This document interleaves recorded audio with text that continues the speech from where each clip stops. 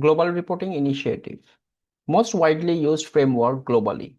Features provides detailed guidelines on reporting various sustainability topics, encourages transparency and accountability. What is GRI? So what exactly is GRI? GRI is a global standard that companies use to report their sustainability performance. Think of it like a recipe book. It tells companies what ingredients or data they need and how to present them. So everyone's report is easy to compare. For example, if a clothing brand and a tech company both use GRI, they can both show how much energy they used, how they treated workers, and how they impacted the community in the same format. Simple and consistent. Why GRI matters? GRI builds trust. Customers want to know if a company is truly eco-friendly or just saying it. Investors want transparency before putting money in.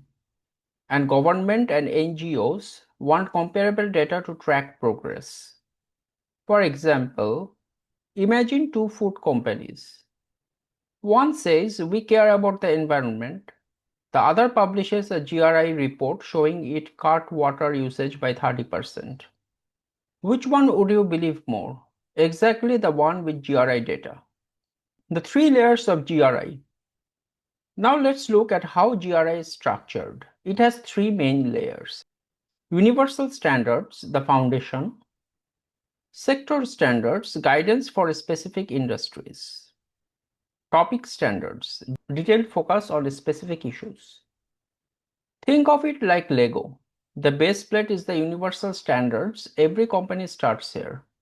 The theme packs are sector standards for industries like oil and gas or textiles. The special blocks are topic standards. Things like waste, energy, or diversity. You mix and match them depending on what is important. Universal standards are the rules that apply to every company. They define the common language and basic disclosures like company profile, governance, and management approach. For example, both a small bakery and a giant bank would report who they are, how they are governed, and how they approach sustainability. This makes it easier to compare all companies, no matter the size or industry. Sector standards. Next are the sector standards. These are customized guidelines for specific industries. They highlight the sustainability issues that are most important in that field. For example, in textiles, water use and supply chain labor rights. In oil and gas, emissions, spills, and community impacts.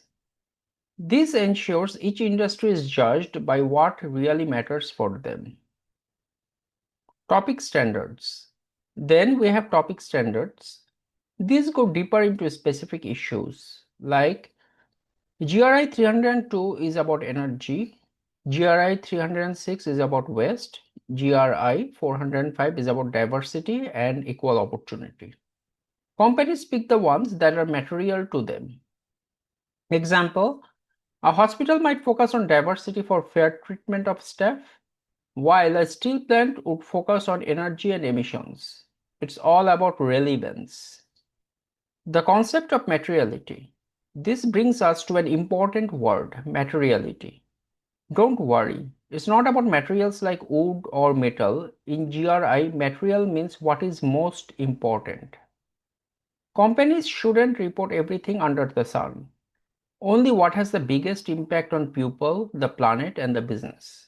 Example, for an airline, fuel efficiency is material. For a software company, data privacy is material. Think of it like studying for an exam. You focus on the chapters that will actually be on the test, not the entire book. Examples of GRI reporting. Let's see how real companies use GRI. Unilever reports on packaging waste, water use, and labor practices. Microsoft reports on energy, diversity, and digital responsibility. Coca-Cola reports on water usage, sugar reduction, and recycling.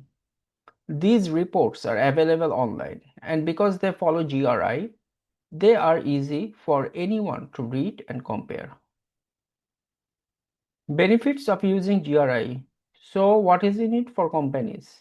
Using GRI brings big benefits. It builds trust with stakeholders. It attracts investors who care about sustainability. It improves decision making by showing where improvements are needed. And it helps companies compare themselves with global peers. For example, a bank can prove to investors it is funding more renewable energy projects than fossil fuels. That is powerful information. Common challenges in GRI.